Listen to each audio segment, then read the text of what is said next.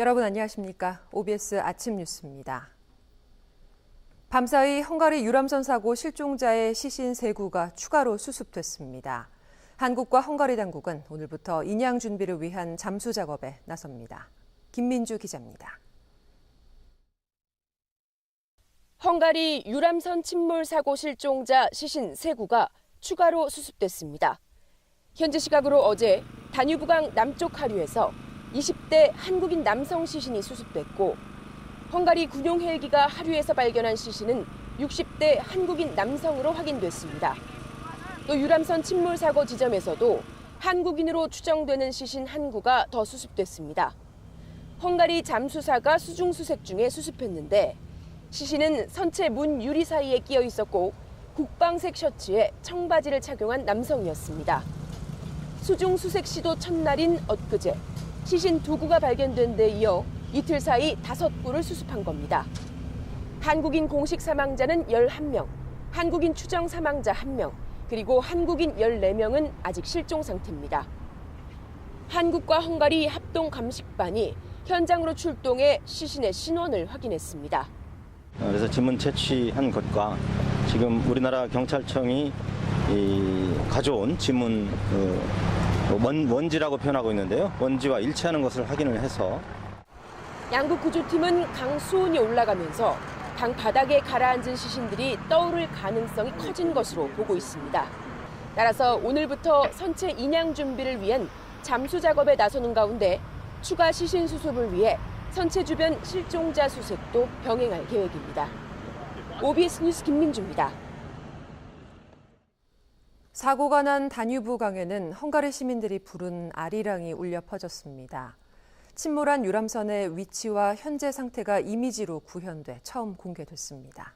김대영 기자입니다.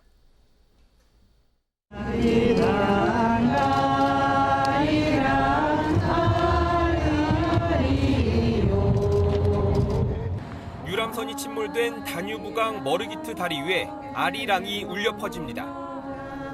아이부터 백발이 성성한 노인까지 작은 악보를 들고 서툰 한국말로 노래를 따라 부릅니다. 노래로나마 위로가 되고 싶다며 SNS를 통해 수백 명의 헝가리 시민들이 모였습니다. We can't really do anything. We can't really do anything for their loss. We're just doing our best to express what we feel and how we feel. 시간이 갈수록 강변에 마련된 추모 공간엔 촛불과 국화꽃이 쌓여가고 있습니다. Az együttérzés, a szeretet, mindegy, hogy milyen nemzetiségű, de bajba kerül emberek, és emberek vagyunk, ez a lényeg. Ilyenkor össze kell legalább ebben tartani. 헝가리 당국은 유람선 허블레아니호의 현재 상태를 재현한 이미지를 공개했습니다. 수중 음향 표정 장치로 배를 촬영하고 구글 지도와 합성한 이미지입니다. 배는 머르기트 다리 남쪽으로 수미터가량 떨어진 강바닥에 있고 두 동강이 나지 않은 상태입니다. 침몰 위치와 배의 상태가 처음 구체적으로 확인되면서 수색 작업에도 속도가 붙을 전망입니다. 강경화 외교부 장관은 오는 6일과 7일 슬로바키아에서 열리는 다자 회담에 참석해 헝가리 외교장관을 다시 만나 사고 대응에 대한 적극적인 협력을 거듭 요청하기로 했습니다. 외교부는 침몰 사고를 일으킨 바이킹 시기노의 선장이 구속된 상태에서 조사받아야 한다는 입장을 헝가리 당국에 제시했습니다. OBS 뉴스 김대영입니다. 한국이 숙적 일본을 꺾고 6년 만에 국제축구연맹 U20 월드컵 8강 진출에 성공했습니다. 정종용 감독이 이끄는 한국 U20 축구대표팀은 우리 시각으로 오늘 새벽 폴란드 루블린의 루블린 경기장에서 열린 일본과의 16강전에서 후반 39분 오세훈의 결승골에 힘입어 1대 0으로 이겼습니다. 2013년 터키 대회 이후 6년 만에 8강에 진출한 한국은 오는 9일 세네갈과 8강전을 통해 4강 진출을 노립니다. 검찰 수사단이 김학의 전 법무부 차관과 건설업자 윤중천 씨를 구속 기소했습니다. 김 전 차관 성범죄 혐의와 청와대 외압 의혹은 밝혀내지 못했습니다. 김하희 기자입니다. 김학의 전 차관과 윤중천 씨가 구속 상태로 재판에 넘겨졌습니다. 김학의를 합계 1억 7천만 원 상당의 뇌물을 수수한 혐의로 구속 기소하고 윤중천을 강간치상, 사기, 무고 등 혐의로 구속 기소하였으며 김 전 차관은 윤 씨 등으로부터 1억 7천여만 원의 뇌물과 13차례 성접대를 받은 혐의입니다. 이른바 별장 동영상 속 남성은 김 전 차관으로 확인됐고 성접대 혐의에 포함됐습니다. 하지만 성범죄 혐의는 여성 A씨와의 성관계에서 폭행과 협박을 입증할 증거를 발견할 수 없는 등의 이유로 제외됐습니다. 윤 씨는 A씨를 협박해 김 전 차관 등과 성관계를 맺게 하고 3차례 성폭행한 혐의 등을 받습니다. 고위공무원 등 10여 명을 성접대한 게 확인됐지만 공소시효에 막혔습니다. 과거 2차례 검찰 수사에서 김 전 차관이 무혐의 처분되는 등 부실 봐주기 수사 의혹도 공소시효 문제로 추가 수사를 진행하지 못해 뚜렷한 결론이 나지 않았습니다. 박근혜 청와대의 수사 외압 의혹은 경찰의 허위 보고를 인정하며 곽상도 전 수석과 이중희 전 비서관을 무혐의 처분했습니다. 한상대 전 검찰총장 등 윤중천 리스트는 수사 착수 단서를 찾지 못했다고 밝혔습니다. OBS 뉴스 김아희입니다. 서울 강서구 PC방 살인 사건으로 재판에 넘겨진 김성수가 1심에서 징역 30년을 선고받았습니다. 공범 의혹을 받는 동생은 무죄가 선고됐습니다. 정진호 기자입니다. PC방에서 자리 정리 문제로 말다툼이 붙은 아르바이트생을 흉기로 80여 차례 찔러 살해한 김성수. 우리 아빠가 경찰인데 너네 아무것도 아니라고 한 것이 제 머릿속에 남아서. 서울 남부지법은 김성수에게 징역 30년을 선고했습니다. 재판부는 김성수의 행동이 매우 잔혹하고 사회에 공포를 불러일으켰다며 판결 이유를 밝혔고 재범의 우려가 있다며 10년간 위치 추적 장치 부착도 명령했습니다. 다만 초범인데다 성장 과정에서 겪은 학교 폭력과 이로 인해 장기간 우울감 등에 시달려온 점을 양형에 고려했다고 설명했습니다. 앞서 검찰은 죄책감과 반성이 없어 사회에서 영원히 격리할 필요가 있다며 사형을 구형했습니다. 공범 의혹이 제기된 동생 김모 씨는 무죄 판결을 받았습니다. 동생은 피해자를 폭행할 뚜렷한 동기가 없고 CCTV 분석 결과 김성수의 폭행을 도왔다고 보기 어렵다고 판단했습니다. 유족 측은 법정 최고형인 무기징역이 나와도 유족들의 상실감은 덜어내지 못했을 것이라며 납득할 수 없는 판결이라고 밝혔습니다. 김성수는 지난해 10월 14일 오전 8시쯤 강서구의 한 PC방 입구에서 당시 20살이던 아르바이트생을 80여 차례 찔러 숨지게 한 혐의로 기소됐습니다. OBS 뉴스 정진호입니다. 삼성바이오로직스 분식회계 의혹과 관련해 증거인멸을 지시한 혐의를 받는 삼성전자 부사장이 구속됐습니다. 서울중앙지방법원은 범죄 혐의 상당 부분이 소명되고 증거인멸 우려가 있다며 삼성전자 재경팀 이모 부사장에 대한 구속영장을 발부했습니다. 다만 함께 기소된 삼성전자 사업지원 TF 안모 부사장의 경우 범행 가담 경위와 역할, 관여 정도, 주거 및 가족관계 등을 볼 때 구속 사유와 필요성, 상당성을 인정하기 어렵다며 구속영장을 기각했습니다.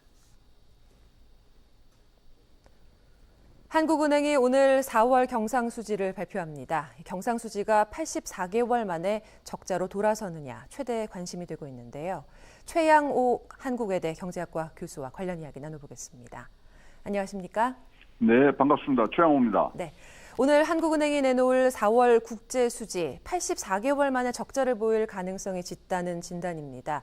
앞서 홍남기 부총리 겸 기획재정부 장관 4월 경상수지가 소폭 적자 가능성이 있다 이렇게 밝혔는데요. 교수님 어떻게 보십니까?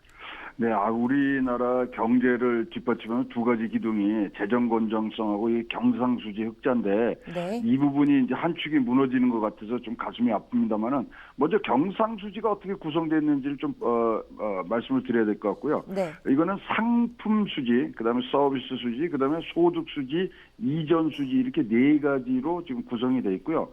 뭐 상표나 서비스는 아시겠지만 수출하고 수입하는 이런 부분들을 우리가 계산에 넣고 있는데요. 작년 숫자하고 한번 비교하면 이게 적자가 날 것이라는 게 좀 더 확연하게 오실 것 같습니다. 작년 2018년도 4월 달에 경상수지가 13억 달러였고요. 네. 그 당시에 무역 수지가 우리가 이제 무역을 해서 오고 간 돈이 61억 달러였어요. 근데 올해 이 무역 수지 자체가 61억 달러에서 41억 달러로 줍니다. 그렇다면 지금 작년에 경상수지가 60억 달러였을 때 13억 불이 나왔으면 41억으로 상품 수지가 줄어드는 상황에서는 5억 불에서 7억 불 정도의 적자가 나지 않겠느냐. 네. 그런 단순 계산으로도 지금 나오는 부분이 있고요. 그리고 최근에 6개월 계속 수출이 지금 안 좋다는 소식들을 많이 듣고 계신 것들에 우리가 비춰볼 때는 적자, 소폭 적자에 대한 가능성은 굉장히 높아 보입니다. 네, 말씀하신 것처럼 우리나라 경제 체력을 보여주는 수치인데, 자, 경상수지 지난 3월까지 7년 가까이 흑자를 이어왔습니다. 흑자 행진을 이제 멈춘다면 이번 그 원인 어디에 있다고 보시나요? 근본적으로 수출이 잘 안 된 거죠. 방금 말씀드린 것처럼 6개월 동안 연속 감소가 됐고요. 다행히 4월 달에는 그 감소폭이 마이너스 2%까지 좀 줄어드는 영향이 있었습니다만은 어저께 발표됐죠. 5월 달 거는 마이너스 9%. 네. 따라서 이 수출이 잘 안 되는 부분들이 가장 컸고요. 근데 4월 달은 또 계절적인 그런 요소도 있습니다. 무슨 얘기냐면 외국인들한테 주식 배당금이 지급되는 달이거든요. 그래서 그 부분들이 나가는 것 이런 것들을 합해 봤을 때 그 원인으로 지금 얘기가 되는데 근본적으로 수출이 잘 안 되고 있는 부분이 제일 큽니다. 네, 계절적인 원인을 짚어주셨지만 4월 경상수지 적자 가능성 예상에 정부도 역시 일시적 현상이다. 연간 경상수지는 600억 달러 이상 흑자를 나타낼 것으로 본다고 설명을 했습니다. 이런 정부의 설명은 어떻게 들으십니까? 이건 정부의 희망사항이 되지 않을까 봅니다. 지금 600억 달러, 작년에 780억까지 했습니다만은 지금 6개월 연속 감소가 됐고 5월 달에 지금 마이너스 9% 지금 나오는 부분들을 봤을 때 전반적으로 우리가 지금 경제 성장률뿐만 아니라 모든 숫자가 하향 조정돼야 되는 부분들이 지금 생겼고요. 네. 600억 달러, 지금 1분기에만 해서 112억 달러가 지금 이 흑자가 났어요. 근데 6월, 7월, 8월까지가 이게 사실 또 수출 비수기입니다. 그래서 9월은 돼야 또 다시 수출이 살아나는 부분 그런 것들이 있는 걸로 우리가 미루어 볼 때는 600억 달러 좀 힘들지 않겠냐는 생각들이 많습니다. 네, 수출이 계속 문제다 이렇게 교수님도 지적해주고 계신데 정부, 미중 통상 갈등이 우리 경제에 미치는 영향을 최소화하도록 적극적으로 대응하고 또 분야별 수출 지원 방안을 지속적으로 마련하겠다고 밝히면서 추가 경정 예산안 중에 수출 활력 제고를 위한 3,233억 원 통과 직후에 집행할 수 있도록 준비하고 있다고 설명을 했습니다. 이런 정부의 대응 실효성 어떻게 전망해 볼 수 있을까요? 이거 이래 3천억 정도 넣어서 나아질 경제는 지금 아닙니다. 우리가 굉장히 중병이 걸려 있고 우리나라의 잠재 성장률이 2.7, 2.8%인데 그 밑에서의 성장률을 보이고 있다는 것은 뭔가 중병이 걸려 있거든요. 네. 그래서 3천억 넣는다고 될 일은 아니고요.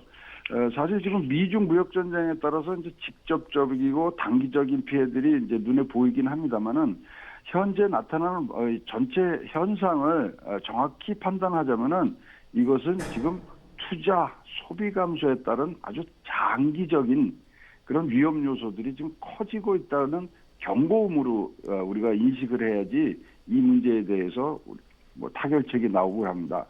지난 10년 동안 우리나라 주요 수출 품목 10대 품목이요 바뀌질 않았어요. 네. 그러니까 옛날에 반도체라든가 이런 새로운 킬러 애플리케이션들이 나오면서 선도하는 산업들이 있었는데 그런 것들이 하나도 안 돼 있다는 것은 이 구조적인 문제의 어떤 허점, 구조적인 문제의 한계들이 이런 4월달 적자로 나타나고 있는 현상이 아닌가 그렇게 보고 싶습니다. 네. 그리고 이제 오늘 외환 보유액 공개가 됐습니다. 한 달 만에 20억 달러 넘게 감소한 것으로 나타났습니다. 미국 달러화의 가치가 올라간 영향인가요?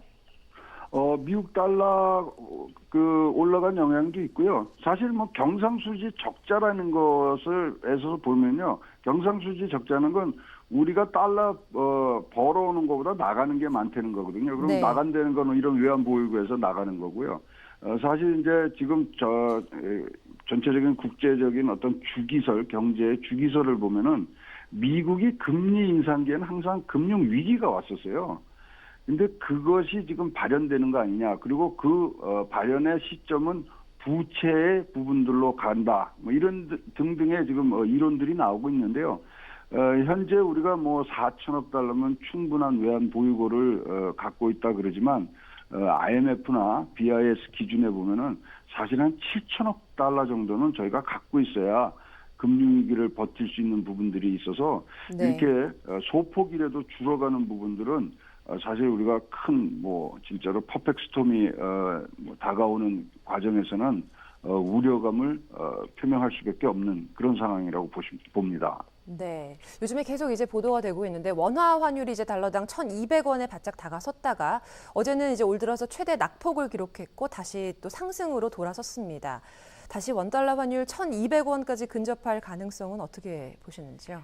어저께 이제 8원 80전이 이제 떨어졌는데 사실은 우리 쪽 요인보다는요, 미국과 중국의 요인이 더 큽니다. 그리고 우리나라 한국 원이 중국 위엔화하고 동조율이 거의 100%에 가깝습니다.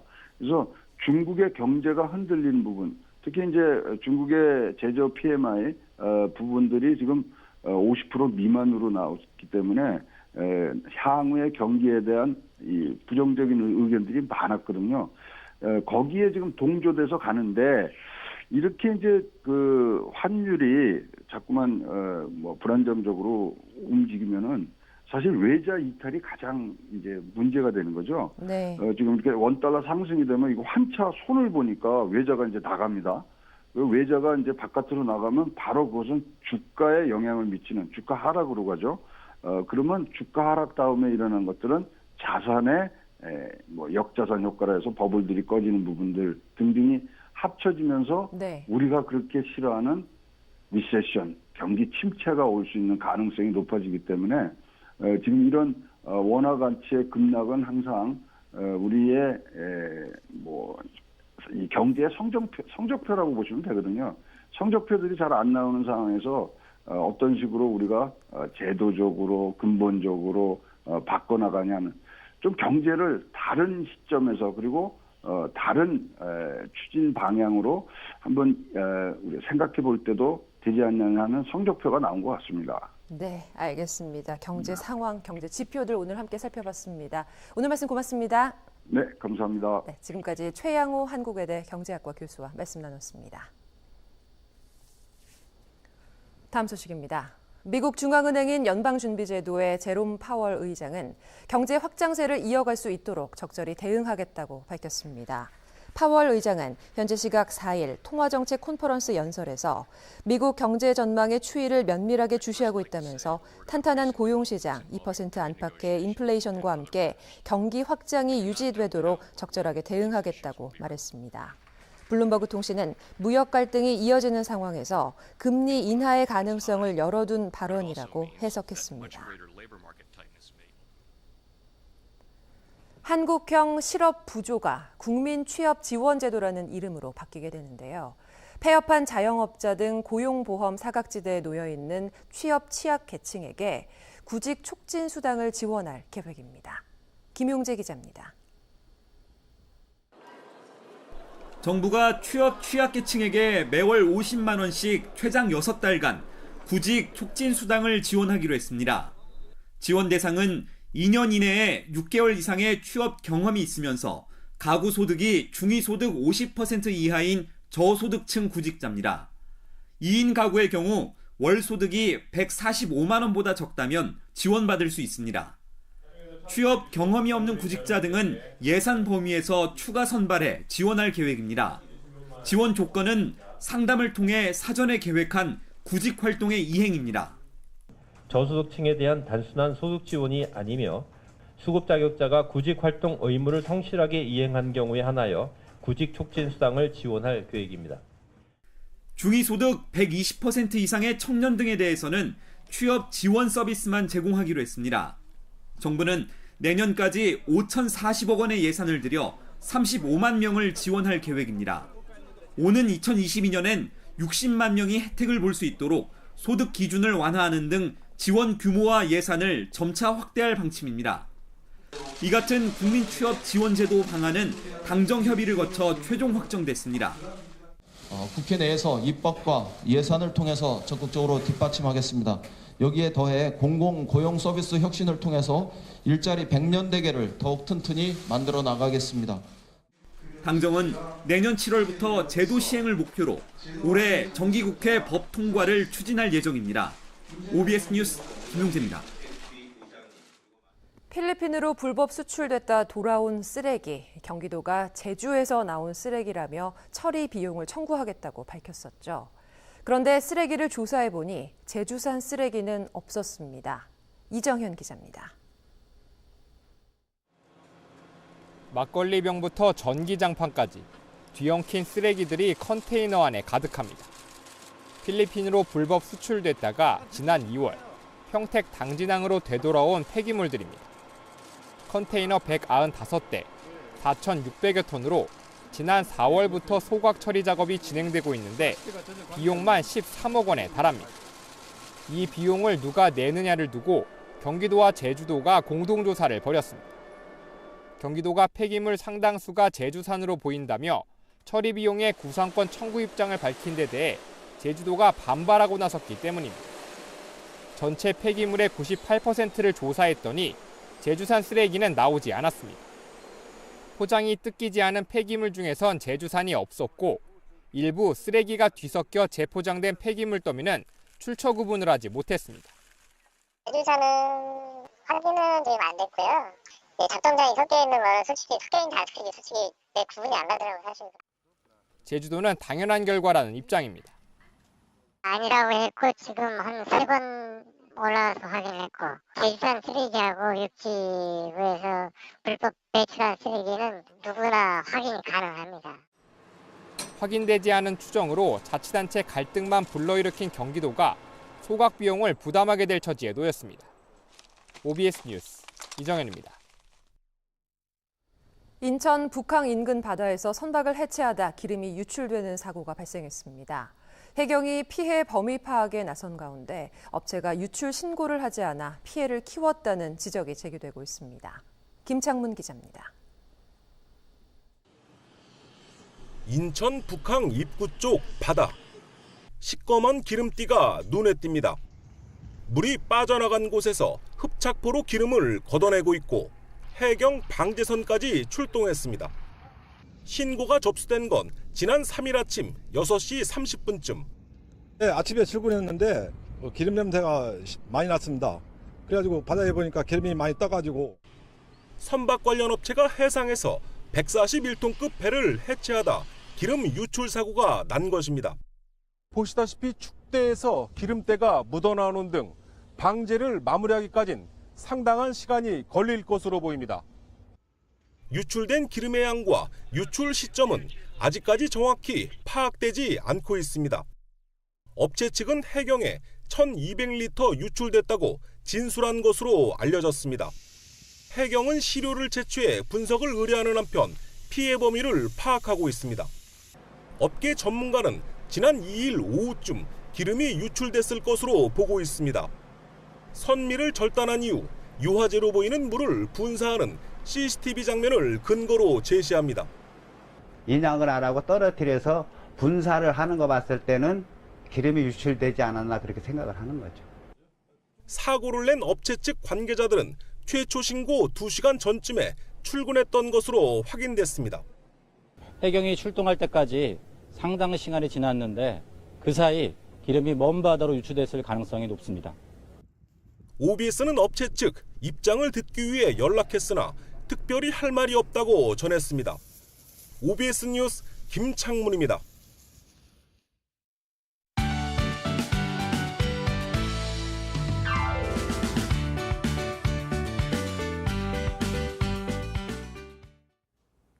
현재 기온 어제와 비슷해 선선하게 출발하고 있고요. 낮 기온은 어제만큼 크게 올라 오늘도 덥겠습니다. 서울 29도, 폭염주의보가 내려진 대구는 34도까지 크게 오르겠습니다. 더위에 지치지 않도록 수분 섭취 잘해주시길 바랍니다. 안개로 인해 현재 대부분 지역의 가시거리가 짧은데요. 출근길 안전운전 해주시길 바랍니다. 낮부터 전국에 맑은 하늘이 드러나겠습니다. 낮 기온 전주 31도, 대전과 광주 32도까지 오르겠습니다. 인천의 한낮 기온 24도로 평년과 비슷하겠습니다. 경기 북부 지역 대체로 어제와 비슷하거나 조금 높겠고요. 경기 동부 지역의 양평과 여주 31도까지 오르겠습니다. 이어서 용인과 오산 30도를 보이겠습니다. 내일 밤부터 전국에 더위와 건조함을 해소해줄 단비가 내리겠습니다. 날씨였습니다.